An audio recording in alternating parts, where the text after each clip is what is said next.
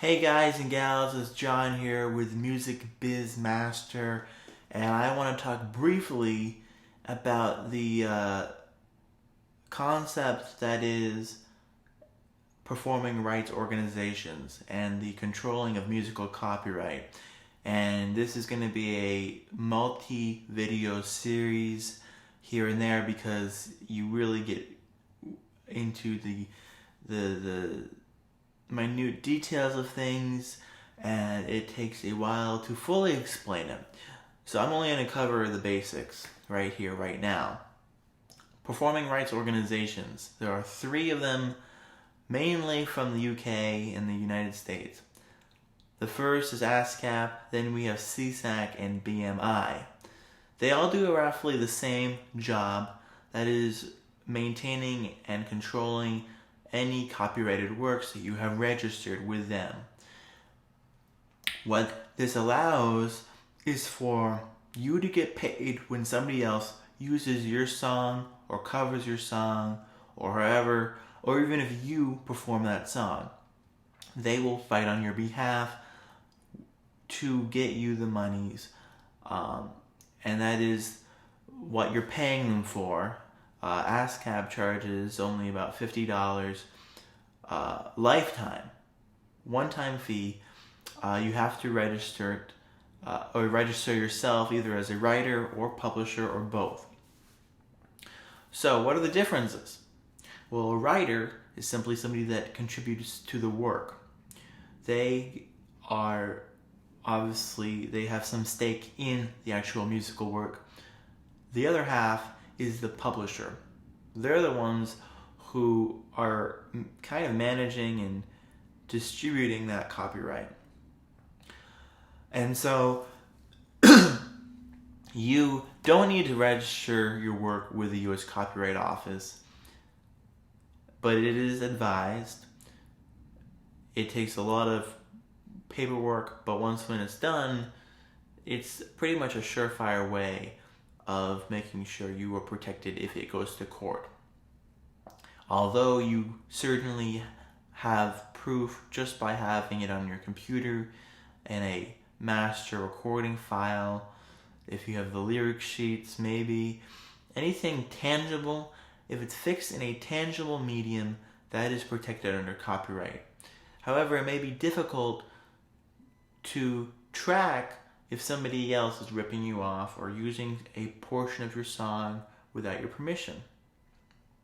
So PROs govern your copyright, and they are basically the middleman that, say I wanted to go and I wanted to play a cover of Stitches by Shawn Mendes. Now I can't get a hold of Shawn Mendes, I don't have his number. But what I can do is I can give him credit on the album or whatever, and if I'm getting paid for it, essentially he would get a stake in that, or his publisher would, or whoever wrote the song. So I can give you examples for ASCAP because I'm a member. Can't really speak from BMI's or CSAC's perspective. I am registered not only as a publisher but also as my own writer. So when I go into the ASCAP database, I'm registering all my works essentially with myself being the chief majority owner, the only owner of this. I have the song title, I have the ownership, however it's divided, and then I submit it, and it goes through a little bit of investigation, and then it clears.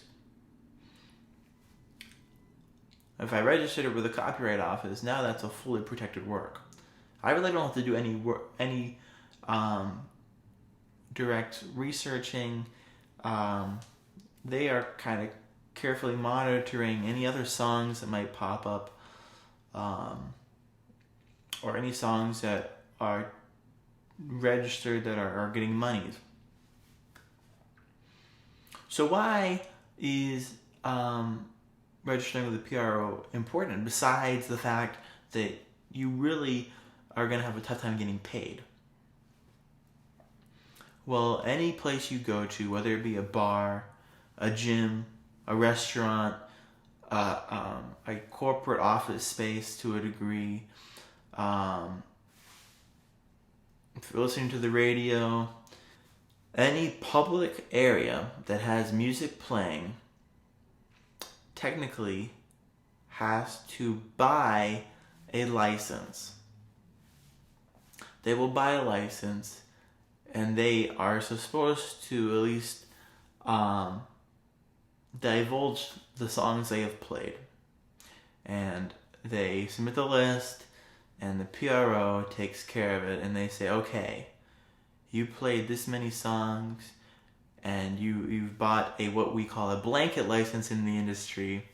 A blanket license is essentially covering all your corners from CSAC, ASCAP, and BMI. So a radio station would not be functional without a blanket license. Same thing as a television network. They're probably going to play a song that you're familiar with, and they've already paid this blanket license, kind of prepaid, so that way the artists get paid. You're on the receiving end of that whole agreement with the PRO, the blanket license, and whoever is playing that content. So, the PRO is fighting on your behalf. Conversely, a lot of artists sign bad publishing deals in which they don't own their own publishing. That means the most they can get is 50% of the pie. That's the most. Writing is considered 50% of the pie, publishing is the other 50%. And you can have multiple persons involved in each. If I only control the writing, I get 50%.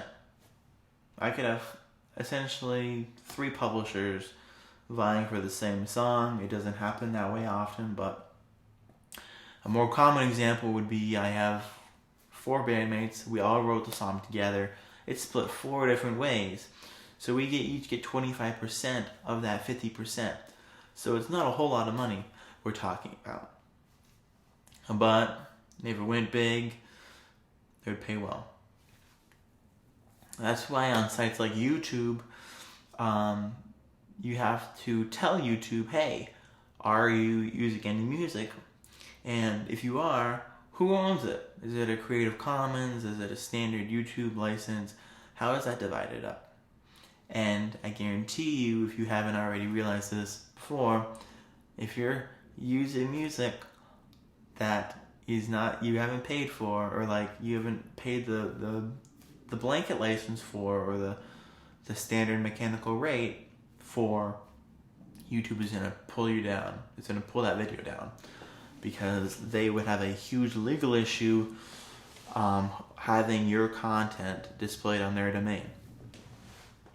So that's basically a very, very simplified 101 description of how PROs and copyright are worked with and how you can do this. It's very easy. You can go online to any one of the 3 and apply.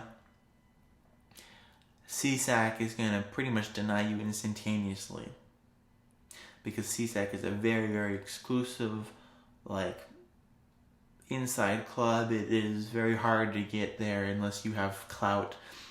ASCAP is very easy. They pretty much accept anybody that doesn't look like a slob. BMI is a huge one. And you have begun the process of protecting your work when you register for a PRO, or with a PRO, and you register your work with a PRO.